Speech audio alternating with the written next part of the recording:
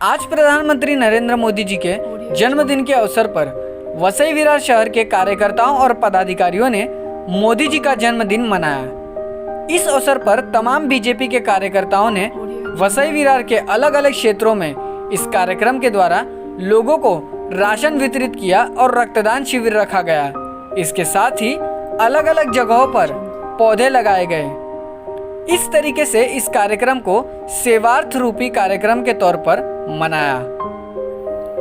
इस कार्यक्रम में भारतीय जनता पार्टी के पालघर जिला अध्यक्ष राजन नाइक, मनोज बारोट, जेपी सिंह और तमाम पदाधिकारियों ने प्रधानमंत्री का जन्मदिन एक ऐतिहासिक रूप में मनाया।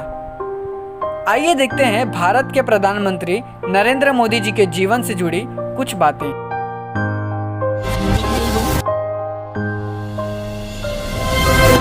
17 सितंबर 1950 का वो दिन जब गुजरात के छोटे से कस्बे में एक गरीब परिवार में एक ऐसे बच्चे का जन्म हुआ जिसने साल 2014 आते आते देश की सियासत की सूरत और सीरत बदल दी और बन गए भारत के सबसे ताकतवर शख्स। जी हां, हम बात कर रहे हैं भारत के प्रधानमंत्री नरेंद्र दामोदर दास मोदी की।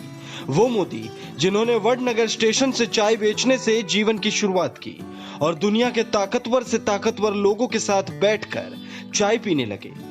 पीएम मोदी ने इस सफर को तय करने में कैसे कैसे दिन गुजारे, उस पर एक लंबा इतिहास लिखा जा सकता है। लेकिन आज हम उनके जिंदगी के अहम बिंदुओं पर चर्चा करते हुए बताएंगे कि आखिर शून्य से शिखर तक के सफर को तय करने में उन्हें कौन कौन से मोड़ से गुजरना पड़ा।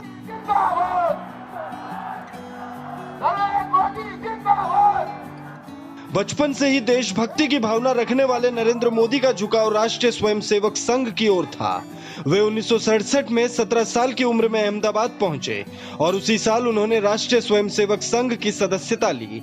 इसके बाद 1974 में वे नव निर्माण आंदोलन में शामिल हुए। इस तरह सक्रिय राजनीति में आने से पहले मोदी कई वर्षों तक राष्ट्रीय स्वयंसेवक संघ के प्रचारक रहे।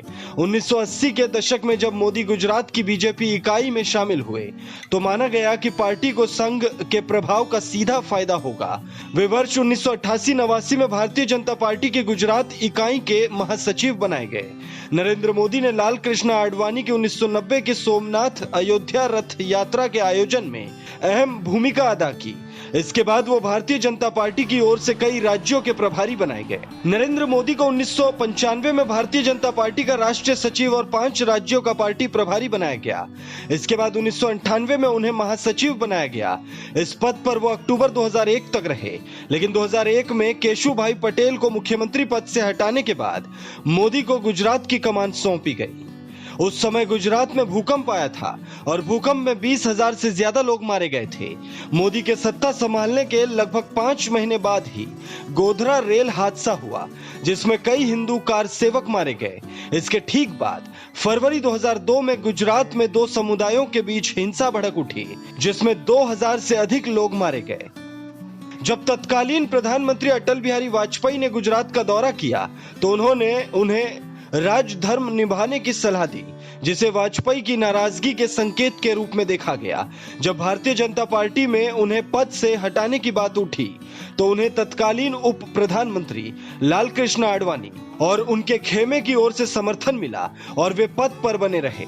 इसके बाद मोदी ने एक नए तरह की राजनीति की शुरुआत की, वो थी विकास की राजनीति।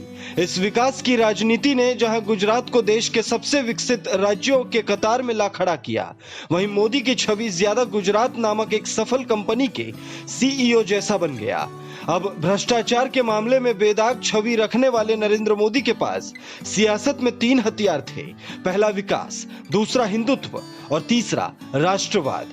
मोदी ने जब 2014 में राष्ट्रीय राजनीति में कदम रखा तो यही तीनों हथियार उनके लिए ब्रह्मास्त्र बन गए, जिसने सियासत के तमाम दिग्गजों को धाराशाही कर दिया और देश पर 60 सालों तक राज करने वाली 125 साल पुरानी पार्टी कांग्रेस समेत तमाम विपक्षी पार्टियां आज अपनी अस्तित्व की लड़ाई लड़ रही है। फिलहाल इस वीडियो में इतना ही। धन्यवाद।